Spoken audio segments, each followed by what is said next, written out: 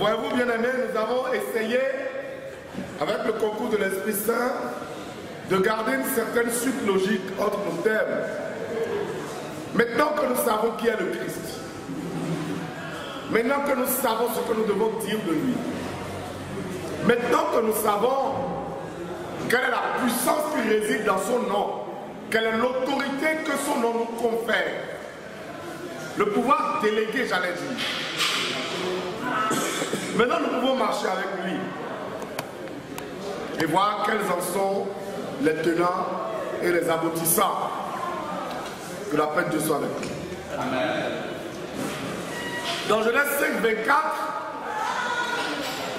il est dit que Enoch marcha avec Dieu. Genèse 5, verset 24, bien aimé. Enoch marcha avec Dieu. Enoch marcha avec Dieu. Puis il fut pris. Dieu le prit. Il ne fut plus parce que Dieu le prit. Oui. Puis il ne fit plus parce que Dieu le prit. Parce que Dieu le prit. Enoch marcha avec Dieu. Et il est le seul dans l'histoire précédente Jésus-Christ à être pris. On dira qu'Élie est entré au ciel sur un char de feu. C'est semblable, mais c'est un peu différent. On l'a vu partir. Enoch, on ne l'a pas vu partir. Et si la Bible nous dit que Enoch marche avec Dieu et que Dieu le prend, nous pouvons voir là qu'il y a une certaine validation de la marche d'Enoch par l'autorité suprême qu'est Dieu.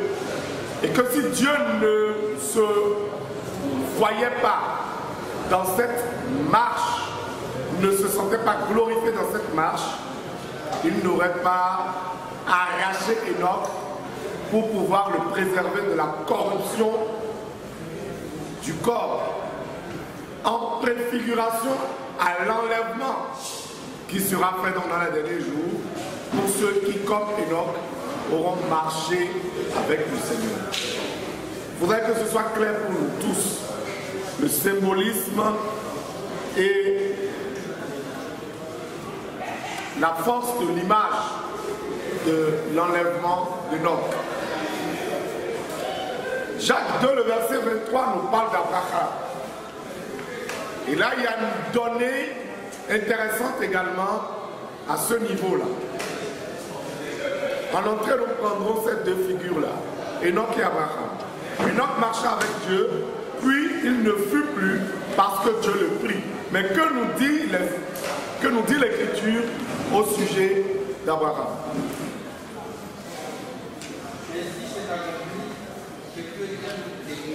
Oui. Abraham eut confiance en Dieu. Ah, Abraham eut confiance en Dieu.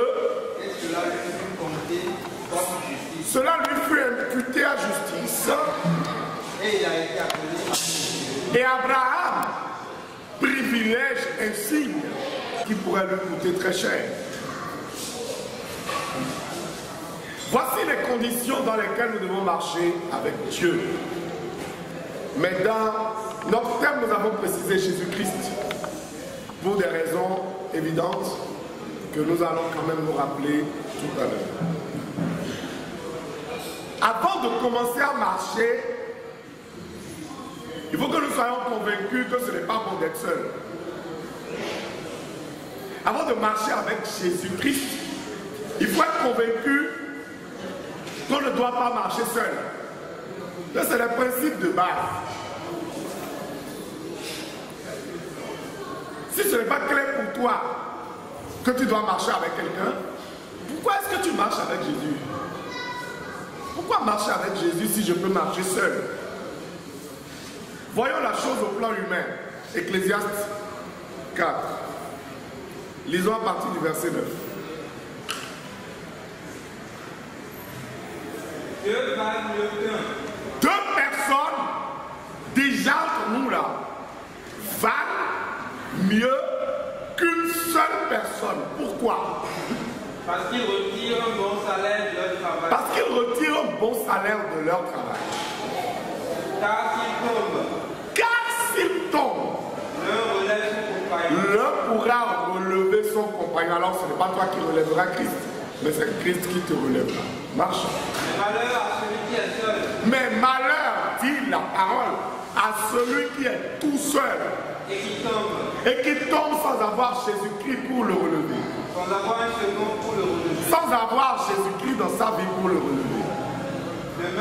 De même, si deux se mettent ensemble sous une couverture, ils auront chaud. Ils vont pouvoir se réchauffer parce que la présence de l'un crée, n'est-ce pas, une condition thermique suffisante pour mettre l'autre à l'abri du froid.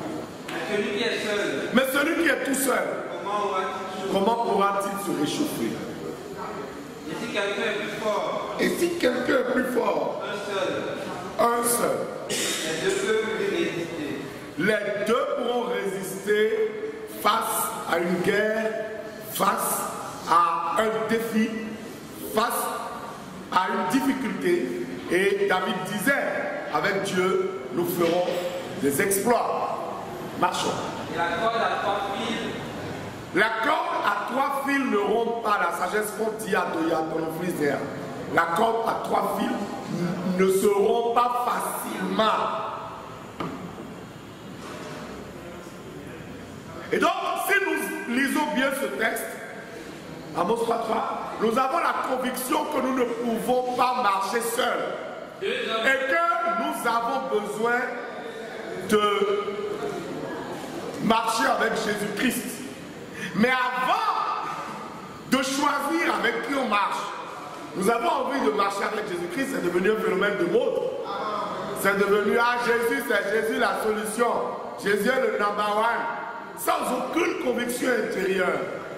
Mais vous pouvez bien vouloir marcher avec Christ. Mais est-ce que Christ marche avec vous? Cela suppose une entente de départ.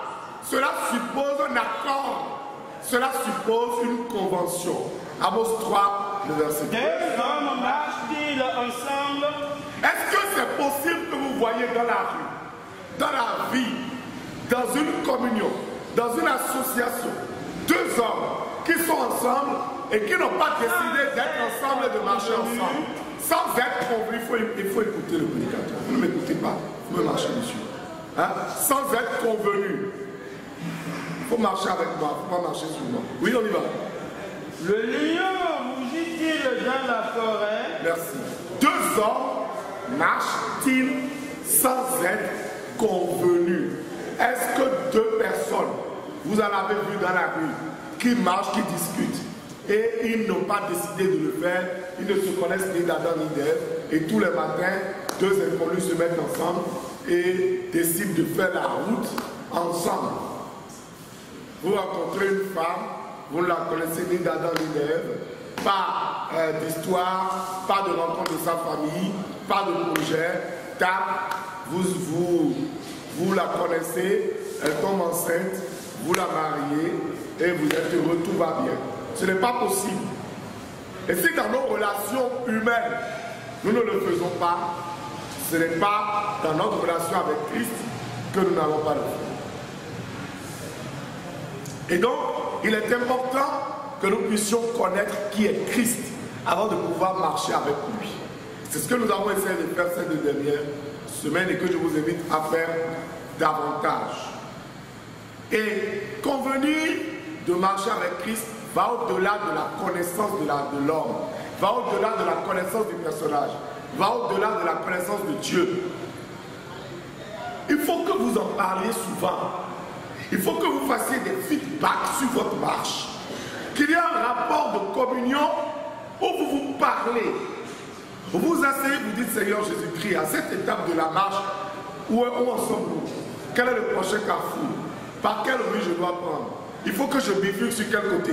Est-ce qu'il n'y a pas un obstacle qui vient? Est-ce qu'il n'y a pas une embuscade en vue? Qu'est-ce que je dois faire? Il faut faire le point. Convenir. Convenir, c'est comme venir et s'entendre sur quelque chose. convenir. Est-ce que nous avons cette habitude? C'est une des choses que je corrige dans ma marche avec Christ ces temps-ci. Nous marchons seulement et puis nous ne discutons pas du chemin. Ce n'est pas possible. Vous êtes avec un chauffeur ou avec un ami, il ne sait pas où vous allez, vous ne savez pas où vous allez, vous n'en parlez pas et vous roulez. Vous roulez mais à perte de vue et vous naviguez à vue. Et vous roulez mais c'est-à-dire que vous y allez, c'est-à-dire à l'humeur du vent. Ce n'est pas possible. Il faut pouvoir discuter. Est-ce que nous avons ce temps de communion avec Dieu dans la prière où nous mettons notre chemin devant lui pour qu'il nous dise comment est-ce que ça marche? Comment est-ce que ça marche? Deuxième préalable, lorsque vous êtes convenu avec Christ de marcher avec lui, lorsque vous êtes convenu avec Christ de marcher avec lui, il faut qu'on s'entende sur qui marche devant.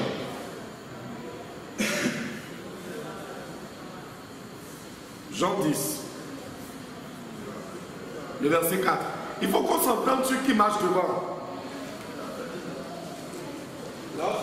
Lorsqu'il a fait sortir toutes ses propres brebis, il marche devant elles. Ah, c'est Christ qui est le berger qui marche devant les brebis. Les brebis ne connaissent pas le chemin. Ils ne peuvent pas être devant, elles ne peuvent pas être devant. C'est celui qui guide qui est devant. Il faut que les choses soient claires. Proverbe 4, le verset 26-27, dit que vous devez marcher direct, droit. Que tes yeux regardent en face. Il faut que tes yeux regardent devant toi quand tu marches avec Christ. Et que tes paupières se dirigent devant toi. Et que tes paupières ne fassent pas regarder à gauche. Considère le chemin par où tu passes. Considère le chemin par lequel tu passes. Et que toutes tes voies soient bien réglées. Et que toutes tes voies soient bien carrées. Ça, nous ne faisons pas suffisamment attention. 1 Roi 18, le verset 21 nous parle de ne clocher ni à droite ni à gauche. Jérémie 10, verset 23, qu'on lira maintenant, nous fait une mise en garde très importante dans la vie du chrétien. Il nous dit qu'il n'appartient pas à l'homme de diriger ses pas. Ce n'est pas à l'homme vivant qui marche de diriger ses pas et de décider par où est-ce qu'il passe. Lorsque vous marchez avec Christ, ce n'est pas à vous de diriger vos pas. Je le sais. Combien parmi nous, non, pas le livre, combien parmi nous n'avons pas jusque-là dirigé nos propres pas? Est-ce que vous avez le sentiment honnêtement que c'est Jésus-Christ qui dirige vos pas dans votre vie et qui décide de là où vous passez physiquement, des décisions que vous prenez spirituellement?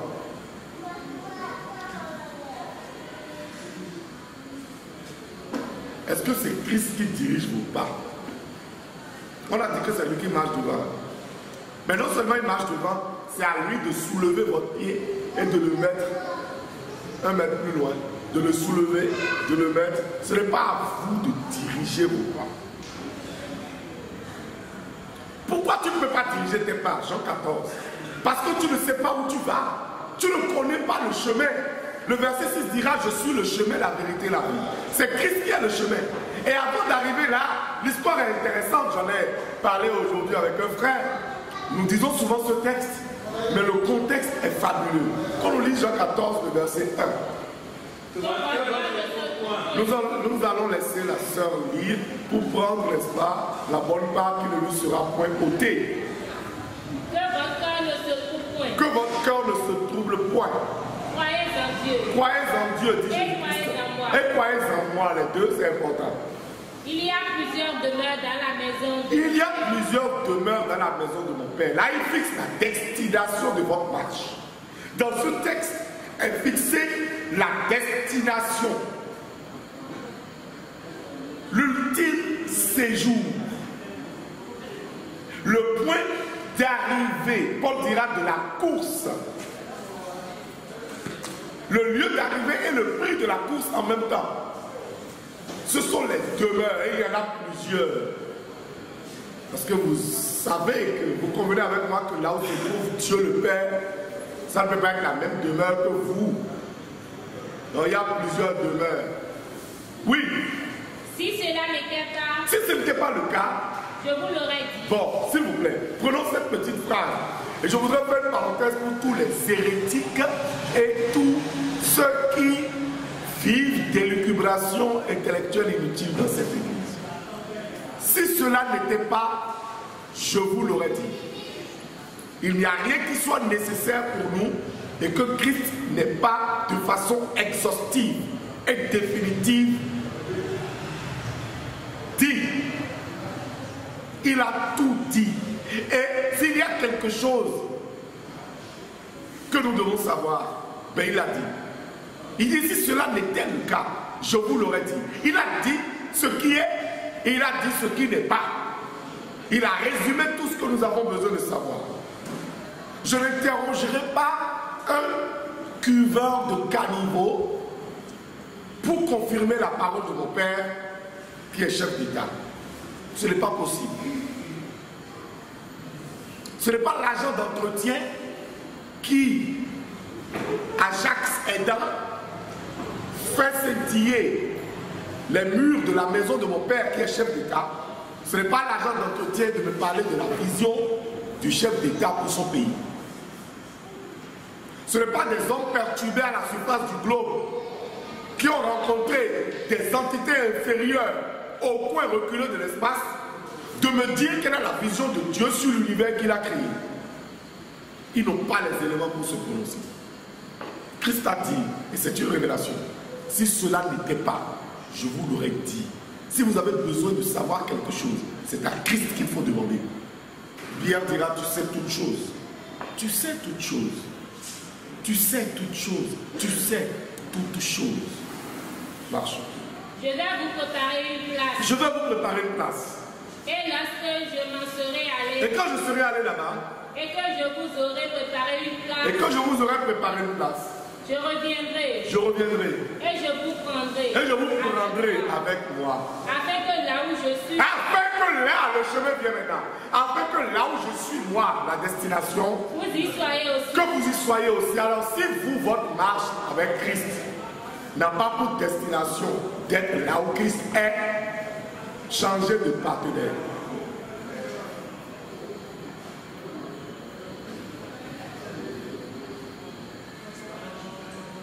Si le but ultime de votre marche avec Christ n'est pas d'être là où lui sera à la fin des temps, dans l'éternité, être avec Christ, si ce n'est pas ça le but ultime, autant ne pas marcher avec lui, chercher un autre partenaire.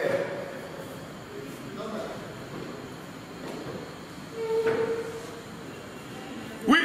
Vous savez où je vais. Ah, elle dit, vous savez où je vais. Et vous en savez le chemin. Et vous en savez le chemin. Et Thomas, le didyme, qui est un douteur dubitatif né, oui, dira. Thomas lui dit. Thomas didyme dit. Seigneur. Seigneur. Nous ne savons où tu vas. Comment tu nous dis que nous connaissons le chemin alors qu'on ne sait pas où tu vas? Tu ne nous as pas dit là où tu vas et tu veux qu'on te dise l'itinéraire qui mène là-bas. Oui. Comment pouvons-nous en savoir le chemin? Comment pouvons-nous en savoir le chemin? Jésus lui dit. Jésus répondit. Je suis le chemin. Je suis le chemin. Je suis le chemin. Je suis le chemin qui mène là où je veux vous emmener. C'est moi le chemin. C'est moi. En fait, c'est moi qui sais où on va. Il n'y a que moi pour vous conduire. Et c'est par moi que vous allez passer pour y aller. Et je suis donc le chemin. Merci. Tu marches avec Christ. Et je te dis que c'est la seule personne qui peut être à la fois le compagnon de route, qui peut être à la fois la route et qui peut être à la fois la destination. Alléluia. Alléluia. Si tu connais quelqu'un d'autre qui remplit ces conditions, tu me fais un testo. Et je change de compagnon. Le compagnon de route qui est à la fois ton ami sur la route, qui est à la fois la route et qui est à la fois la destination. Si tu trouves quelqu'un qui remplit ces 3 critères, tu me fais un SMS. Et je change de compagnon de route. Alléluia. Et quand tu ne connais pas le chemin, et que tu as décidé de marcher avec celui qui connaît le chemin, il faut que tu marches dans la lumière. Parce qu'en même temps, c'est lui qui projette une lumière sur le chemin qu'il est et qui illumine le sentier sur lequel vous êtes. Nous lirons à cet effet Jean 8, le verset 12, qui sera confirmé par Psaume 119, le verset 105 que vous connaissez très bien. Jean 8, le verset 12. Oui. Et dit, oui. Je suis la lumière du monde. Jésus-Christ dit, je suis la lumière du monde. Celui qui me suit ne marchera pas. Celui qui me suit, vous avez compris l'expression, ça veut dire que c'est lui qui est devant. Alléluia. Celui qui me suit, le verbe suivre suppose qu'il est devant. Celui qui me suit. Alors, regardez l'image. Si Christ est la lumière, tous ceux qui sont devant, qui marchent, qui jouent les malins, qui se pressent les pas, qui font les intelligents, les zélés là, ils sont dans les ténèbres. Allez voir l'image de la colonne de nuée avec le peuple d'Israël. La Bible dit que c'est pas possible. Il y avait de la lumière pour le peuple d'Israël d'un côté, et de l'autre côté, il y avait de l'obscurité pour l'ennemi. De sorte que le peuple d'Israël ne pouvait pas avancer, ils ont dû camper et attendre le lever du jour parce qu'ils ne voyaient plus rien. La même colonne produit l'obscurité pour l'ennemi et produit la lumière pour l'enfant de Dieu. C'est pour ça qu'il ne faut pas être devant. Il ne faut pas jouer au malin. Il faut être derrière. Si tu es derrière, tu as la lumière.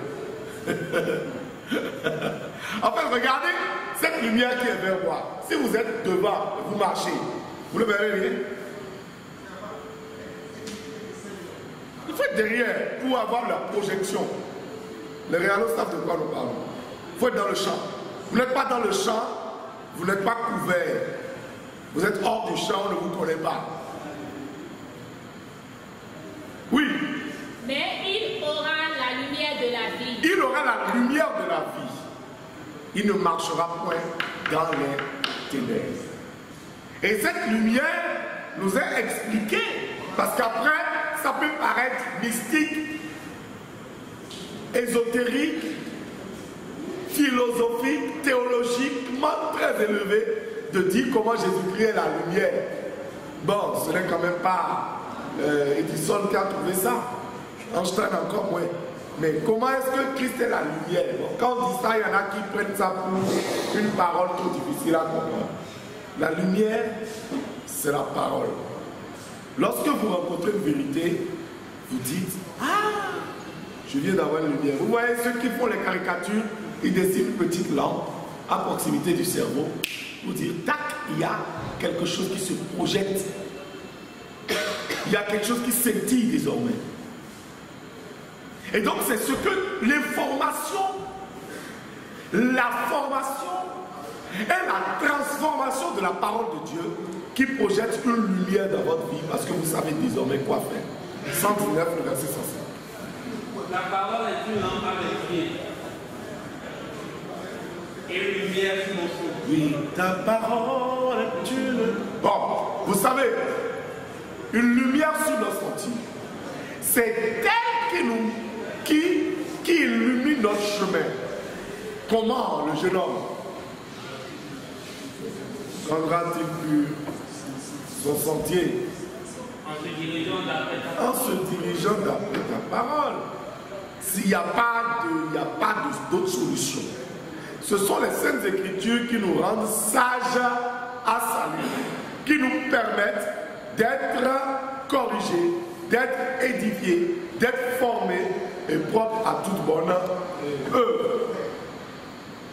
Mais marcher dans la lumière, ce n'est pas seulement découvrir Christ au travers de la parole et avoir les renseignements nécessaires, la carte de la ville, le plan de la ville pour savoir où marcher.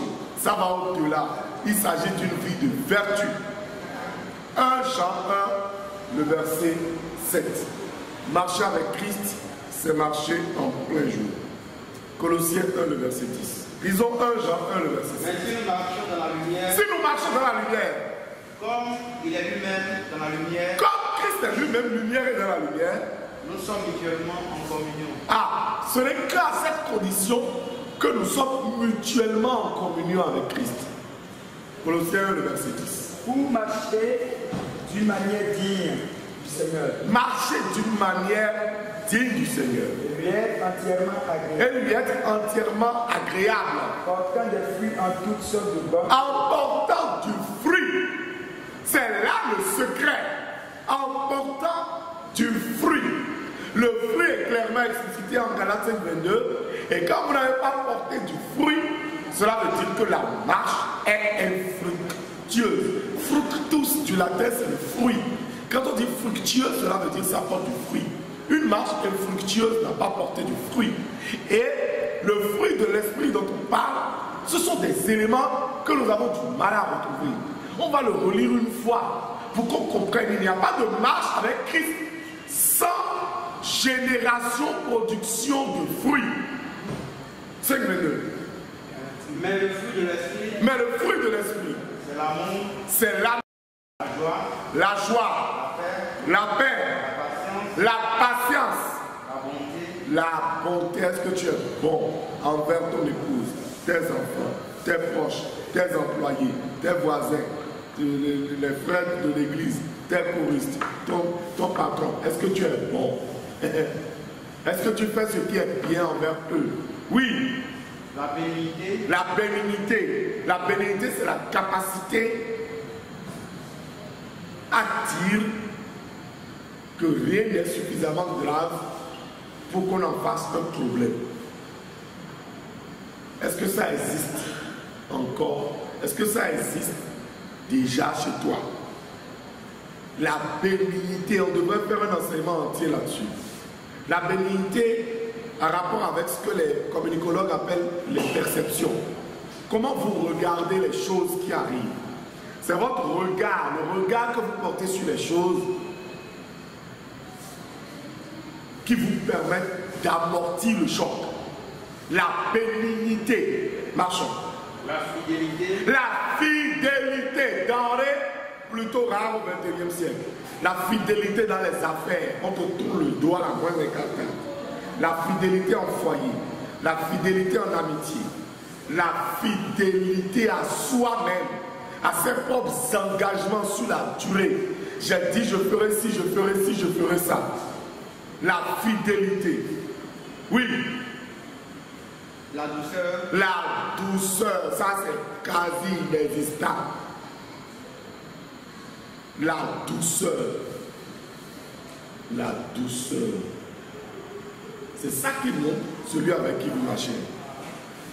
la tempérance, La tempérance. C'est pour cela que l'Écriture nous dit que le zèle qui vient d'en haut est pacifique et modéré. Le zèle amer là, avec les disputes et les histoires, ça ne vient pas du ciel. Le fruit, c'est important. Romains 13, verset 12, 13, 14. Si ce n'est pas possible que nous portions du fruit, la marche aurait été inutile avec Christ. Je marche avec Jésus parce que je veux porter du fruit. Il a dit qu'il est le cep et que je suis le sarment. Et qu'en dehors de lui, détaché de lui, je ne peux pas porter du fruit. Cela veut dire qu'attaché à lui, je dois porter du fruit. Si je suis avec Christ, c'est parce que je veux porter du fruit. Bien aimé. Je veux porter ces fruits-là qu'on a cités. Je veux devenir doux. Je veux avoir de l'amour. Je veux avoir tout le temps de la joie. Est-ce que vous êtes souvent en joie? On a dit réjouissez-vous toujours dans le Seigneur. Je le répète, réjouissez-vous. Toujours, toujours. Soyez toujours en joie. C'est écrit à plusieurs endroits. Un cœur joyeux. est un bon modèle. 17, 22. Romains 13, 12. La nuit est avancée. Ah! Oui? Le jour approche. C'est normal, hein? Ça c'est mathématique. Hein? La nuit avance, le jour approche. C'est pour cela que moi je n'ai pas peur. Quand je sens que la nuit est épaisse, quand je sens que les choses sont plus difficiles, quand je sens que je ne me retrouve plus, c'est en ce moment que j'ai la conviction que le jour est proche. Et c'est cela dans la vraie vie. Plus la nuit avance, et tu sais qu'il va bientôt être jour. Personne ne se trompe là-dessus. Mais pourquoi en esprit, ce n'est pas aussi clair pour nous? C'est quand il fait vraiment nuit que tout est compliqué là, que ça veut dire qu'il y a quelque chose de bien qui se prépare. Mais en général, nous, c'est quand il fait bien nuit qu'on est convaincu que, c'est-à-dire la nuit là va durer, c'est-à-dire une semaine. Et nous nous enfonçons et nous nous lamentons comme si la nuit allait durer. Ah non, non, non, non, non. Les ténèbres, Ésaïe 9, verset 1, ne régneront pas à toujours sur la terre. Joy comes in the morning. Trouble, they don't last always. For there's a friend in Jesus who will wipe your tears away. And if your heart is broken, just lift your hands and say, oh, I know the night can make it. Qui a compris que c'est ça que je chantais? Bien, fermons la parenthèse. Marchons en Romains 13, 12. Dépouillons-nous donc des œuvres des ténèbres. Dépouillons-nous, vous voyez un geste de vêtements, d'habillement qu'on enlève les œuvres des ténèbres. Changeons-nous. Dieu nous demande d'aller nous changer. Et c'est exactement ça, changer.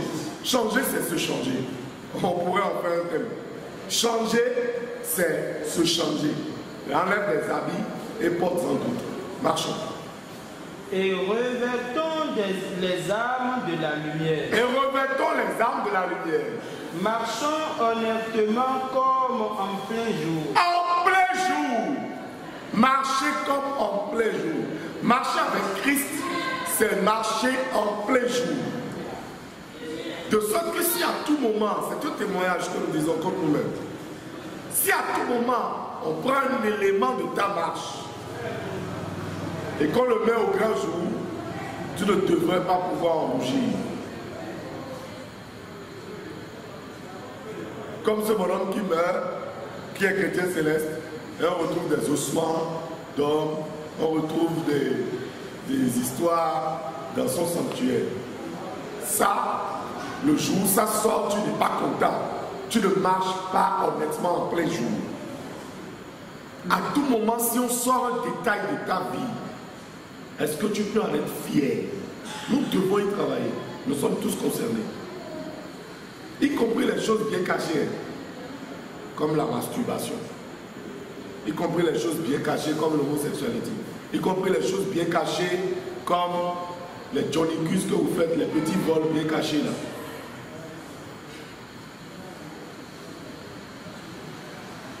Marchons honnêtement comme en plein jour. Oui. Loin des excès. Loin des excès. Et de l'ivrognerie. Bien. Apocalypse 16, 15 dit quelque chose de saisissant au niveau de nos habits. Apocalypse 16, le verset 15. Voici. Je viens comme un voleur. Je viens, dit Christ, celui qui marche avec toi, comme un voleur. Heureux celui qui veille Heureux celui qui est clément.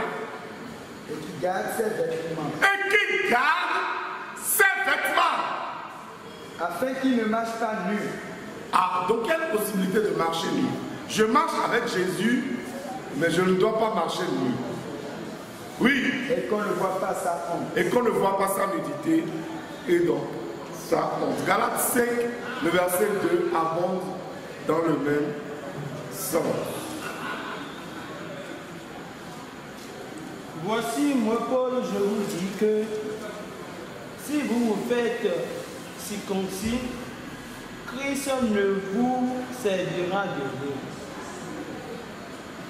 Galates 5, 2, oui, marchons. Voici. Moi, Paul, Oui, moi, Paul. je vous dis que si vous vous êtes circoncis, Oui, Christ ne vous servira de rien. marchons. Et je proteste encore une fois à tout homme Oui, qui se fait circoncis, oui, qu'il est tenu de pratiquer la loi tout entière. oui, Vous êtes séparés de Christ, oui. vous tous qui cherchez la justification dans la loi. Très bien. Vous êtes déchus de la grâce. Oui, Pour nous, c'est de la foi que nous attendons Oui. par l'Esprit l'espérance de la justice. très bien. Marchons. Car en Jésus-Christ, ni la circoncision, ni l'incirconcision n'a de valeur. Très bien. Galates 5, le verset 24 nous dira comment nous devons. Ceux qui sont à Jésus-Christ Oui. ont crucifié la chair Ah. Oui. avec ses passions et ses Avec ses désirs. Verset 25. Si nous vivons par l'Esprit, Si nous vivons par l'Esprit, parce que nous sommes nés d'eau et d'esprit, dit Christ à Nicodème en Jean 3, nés d'eau et d'esprit. Et Paul dira de façon très claire, lesquels ne sont nés ni du sang, ni de la chair, mais de l'esprit. Alors, si nous vivons par l'Esprit, marchons aussi selon nous devons maintenant marcher également selon l'Esprit. 2 Corinthiens 5, le verset 7, dira expressément ceci. Et celui qui nous a formés tout cela, Oui, c'est Dieu, qui nous a donné les arrêts de l'Esprit. les arts de l'Esprit. Les Oui, arts de l'Esprit. oui. Nous sommes donc toujours pleins de confiance. Nous sommes donc pleins de confiance. Et nous savons qu'en demeurant dans ce corps, Oui, nous demeurons loin du Seigneur. oui. Marchons. Car nous marchons par la foi. Nous marchons par la foi. Quand je marche avec Jésus-Christ, je marche par la foi et non Et non pas la vue. et non par la vue. Ça, c'est le gros problème des chrétiens aujourd'hui. Des Thomas en reproduction mécanique industrielle. Si je ne vois pas, je ne crois pas. Si je ne vois pas, je ne suis pas édifié. Si je ne vois pas, je ne marche pas. Je marche avec Jésus-Christ, il faut qu'il fasse des choses. Je dois voir ici et maintenant. Je veux mon miracle aujourd'hui. Sinon, je te laisse. Vous savez combien de terriens il y a à la face de la terre? Je vais laisser Jésus. Matthieu 14, le verset 28. Et nous allons conclure en lisant Éphésiens 4, le verset 17. Pierre lui répondit, Pierre dira ceci. Seigneur, si c'est toi, si c'est toi, ordonne que j'aille vers toi sur les eaux. marchons par la foi et non par la vue. Pierre regardait l'eau. Il se disait, je ne peux pas. Mais par la foi, qu'est-ce qui s'est passé? Et il dit, Il dit, viens, Pierre, Pierre sortit de la barque Pierre sortit de là-bas. et marcha sur les eaux. Point. Arrêtons là. Si on arrête l'histoire là, vous allez vous rendre compte que Dieu avait déjà tout donné à Pierre. Est-ce que vous réalisez que la Bible dit que Pierre marcha sur les eaux? Parce que en général, on dit la suite, tout le monde retient le fait qu'il s'est enfoncé. Mais on ne retient pas souvent qu'il a d'abord marché un peu.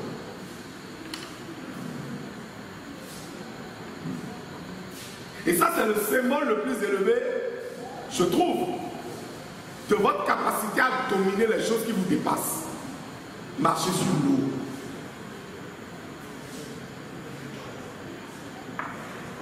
Ce qui est dit, décrété par le monde, est impossible. La suite, vous avez vu, c'est qu'elle a commencé à douter qu'il s'est enfoncé. Le doute et l'enfoncement et la noyade et l'échec et la chute sont intimement connectés. Éphésiens 4, le verset 17. Voici donc ce que je dis. Voici ce que je dis. Et ce que je déclare dans le Seigneur. Et ce que je déclare dans le Seigneur. C'est que vous ne devez plus marcher. Vous ne devez plus marcher. Ce n'est pas possible. Ils marchent selon la vanité de leur pensée. Les païens qui marchent selon la vanité de leur pensée. Parce qu'il y a plusieurs façons de marcher. Oui. Ils ont l'intelligence obscurcie. Vous ne devez pas être pareil. Ils sont étrangers à la vie de Dieu. Ce n'est pas normal qu'un chrétien soit étranger à la vie de Dieu. À cause de l'ignorance qui est en eux. Il y a une ignorance épaississante qui est en eux. À cause de l'endurcissement de leur cœur. Oui, c'est l'endurcissement à acheter un domaine et est devenu un propriétaire terrien, mais alors un roi, un magnate du foncier en eux. Ayant perdu tout ce nom, ils se sont livrés à la dissolution pour commettre toute espèce d'impureté jointe à la cupidité. Ah, toute espèce d'impureté jointe à la cupidité. Nous ne devons pas marcher ainsi. Marchons. Mais vous, ce n'est pas ainsi que vous avez appris Christ. du moins, Si du moins vous l'avez entendu. ah si du moins vous l'avez entendu.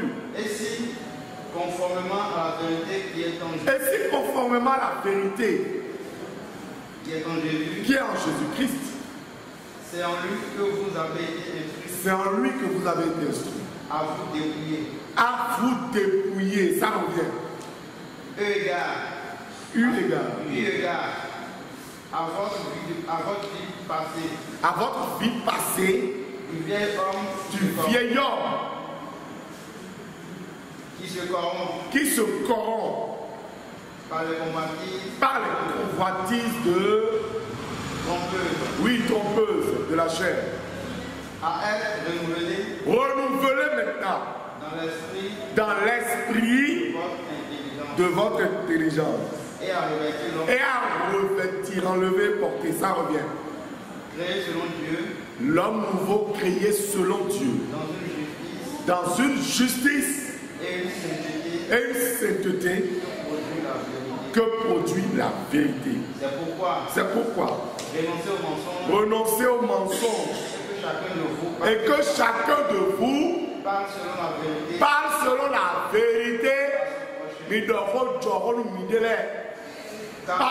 la vérité. True talk. Oui, à son prochain, car nous sommes membres les uns des autres. Voilà. Voilà la conclusion de ce message. Je marche avec Jésus. Je marche derrière. Jésus-Christ est devant. Mais avant de commencer la marche, nous sommes convenus, nous sommes entendus. Et j'ai compris que je ne dois pas marcher seul parce que si je tombe, il n'y aura personne pour me relever. Je marche avec Jésus-Christ, mais je marche droit. En ayant les yeux fixés sur le chemin qu'il est lui-même, puisque je ne peux pas diriger mes pas. C'est lui qui est la lumière qui se projette sur le chemin. C'est lui qui est le chemin et c'est lui qui est la destination ultime de la marche. Christ est ma lumière, étant lui-même lumière, lorsque je marche dans la lumière, dans la vérité, dans l'honnêteté, je suis en communion selon 1 Jean 1,7 avec lui. Et les détails de cette marche lumineuse avec Christ, c'est une vie de sainteté, une vie de vertu. Ce sont les choses difficiles à annoncer aujourd'hui dans le siècle présent, parce qu'il y a une forte demande. Je voudrais paraphraser la Bible qui parle de démangeaison. Une forte demande, une forte démangeaison d'entendre des choses agréables dans le sens de l'évangile de la prospérité. Et le monde s'est fait aujourd'hui, même le monde chrétien, une foule de docteurs selon leurs propres désirs, qui sont donc assermentés pour leur dire les paroles mielleuses qu'ils ont envie d'entendre. Mais Christ n'a pas prêché la prospérité. Christ a prêché la repentance. Dès que vous repentez, vous devenez un homme nouveau. Dès que vous êtes un homme nouveau, vous êtes citoyen du royaume. Et en tant que citoyen du royaume, ce n'est pas possible que votre main touche à quelque chose et que ça ne prospère pas.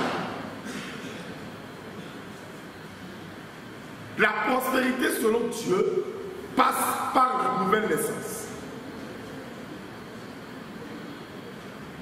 Ce n'est pas une prospérité provoquée, mais nous y reviendrons puisque ce n'est pas le thème de la soirée. Bien-aimés, je voudrais vous dire merci pour votre assistance, merci pour votre persistance, merci pour votre consistance et priez pour que le Seigneur marche avec nous parce que nous voulons marcher avec lui. Je voudrais proclamer dans ta vie et dans la mienne, à partir de ce soir, que toute marche que tu as entreprise avec le Seigneur Jésus-Christ soit renouvelée ce soir et porteuse de fruits. Amen. Je voudrais prier pour que tous les obstacles, la Bible déclare que le juste tombe 7 fois, mais l'Éternel le relève. Tout ce que le malin, tout ce que l'ennemi a prévu comme obstacle sur ton chemin, je voudrais te dire que c'est avec Christ que tu vas vaincre et que c'est avec Christ que tu te relèves. Je voudrais prier pour que ta famille, tes proches, qui sont en train de marcher avec toi et qui avec toi souffraient donc les douleurs de l'enfantement pour pouvoir jusqu'à ce que Christ soit formé en vous, que ceux-là également reçoivent ce soir un temps de rafraîchissement et une main de soutien de la part de l'Éternel afin que nos marches soient fructueuses et que nous héritions de l'incorruptibilité de la couronne céleste au nom puissant de Jésus-Christ notre Sauveur. Amen. Que le Seigneur soit glorifié pour ce moment que nous avons pour ce soir. À lui, la sagesse, l'honneur, la magnificence, la richesse au plus haut Dieu. Tu peux acclamer pour ton Sauveur.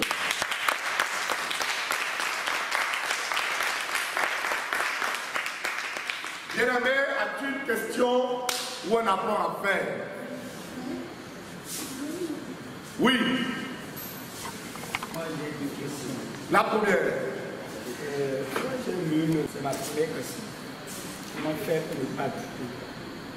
Et je veux prendre un exemple pour pouvoir poser ma deuxième question. S'il arrivait que je prie, je fais une prière de combat et que subitement je vois un hibou devant moi et que ce hibou se transforme en une personne vivante, devrais-je pas avoir peur? Et si j'ai peur, la peur qui m'anime en cet instant n'est-elle pas normale? Parce que je n'ai jamais vu ça. Donc c'est une question que je pose pour que vous puissiez m'éclairer davantage, avec qu'au moment opportun, je puisse savoir comment faire pour ne pas tomber devant une petite.